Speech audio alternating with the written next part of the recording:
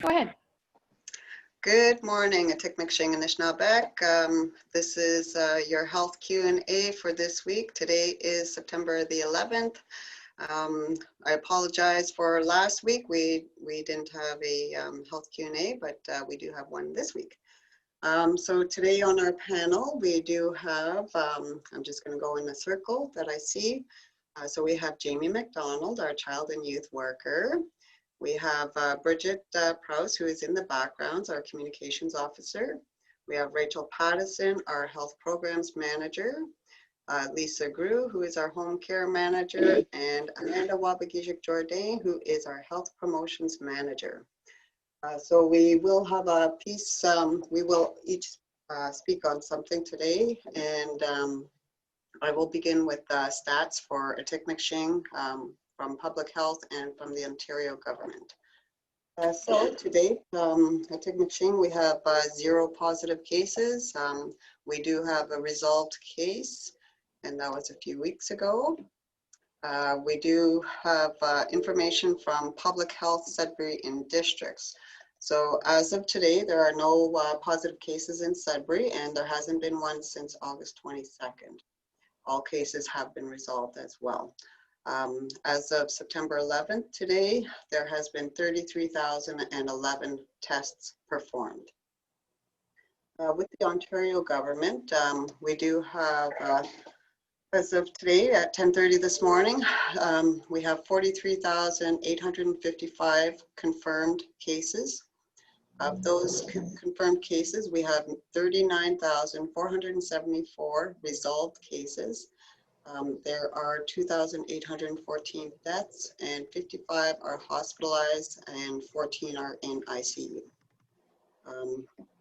I did want to also mention too, it's flu season is coming upon us. So if you require a flu shot, please call Kim Reckley to book your appointment, or Marina McCumber to book an appointment. And we will move on to the reopening plan, and Rachel will speak on that one. Congrats. Good morning, everyone. So just to let everyone know, the community reopening plan was updated at the last band meeting on September the 8th. The actual full plan can be found on the Atik McShing website. But some of the highlights to some of the changes and updates to the plan includes, so there's a section that's been added and updated on the management of cases and contact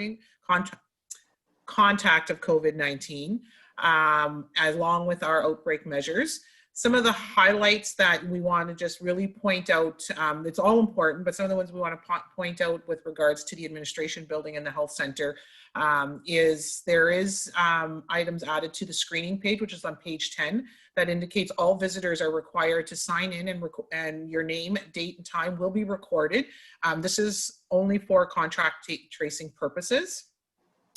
Also, any visitors attending any of the waiting rooms, coming into the administration side or the health side, employees are being required to sanitize the areas before and after. So, don't take it personally. It's our protocols in an attempt to keep everybody safe. So staff are being very diligent in taking their roles in that, in any areas where clients are being received or members.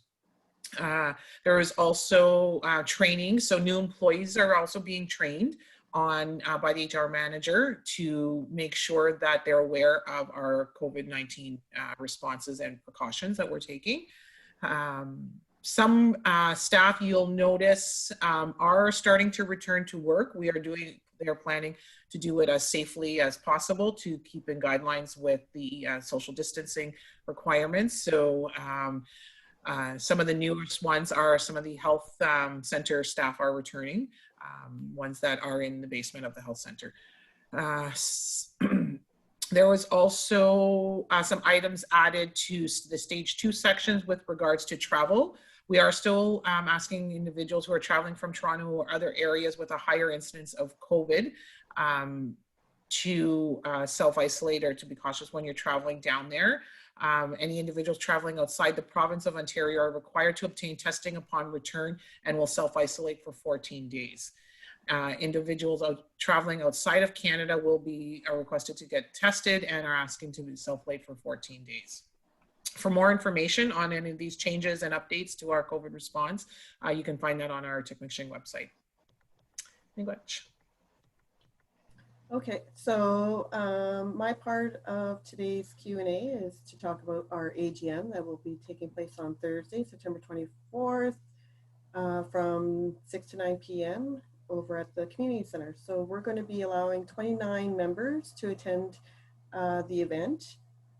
There will be online live stream for the members through the members portal. So register over there. Bridget will send out the links. So in our AGM, as usual, we'll be doing the auditor's report for the 2019-2020 fiscal year. Also an annual report overview by Brendan Houston as our Chief Executive Officer. And then we'll have a question and answer period. So pre-register with Montana GoVro and Emily Watts by calling 705-692-3651. We will be required to wear our PPEs and practice social distancing. Please bring your mask. And then the agenda and more details will be in the flyer and on the website. Okay, thank you, Rachel and Amanda. We're now going to go into a special feature by Jamie McDonald, our child and youth worker, and Jamie will talk about herself and do an introduction and speak about some of the programming she's doing. Welcome, Jamie. Hi, everybody. My name's Jamie McDonald. I'm the new child and youth worker. I've been part of a TIC since July. I've loved every minute of it. I myself am a mom. I come from a background of mental health and addictions, working in personal support work care. Previously, I've worked with children pretty much my whole career life. And I absolutely love it. I am very excited for our family inclusive fall programming that we're offering. Just due to COVID and everything going on right now, we really want to incorporate the best quality programming for you and your family, and allowing the activities that are taking place to be family friendly. So just to give you a little bit of an idea of what's going on this fall, this past week was our first week of Family Fall programming. We currently have 50 members for our Family Fall programming, and 30 families signed up. So that's very exciting for us. We did a feather painting activity with our families this week, as well as yesterday a sand art challenge. So every week we're trying to incorporate family fun activities that you can do in your home and throughout the community to get physically active and just maintain a positive attitude and spend that time with your family as well. We're always here for any support that you may need. And every Friday during our fall programming, we do family check-ins just to see how everybody's doing and to ensure that the supports are there if you need them.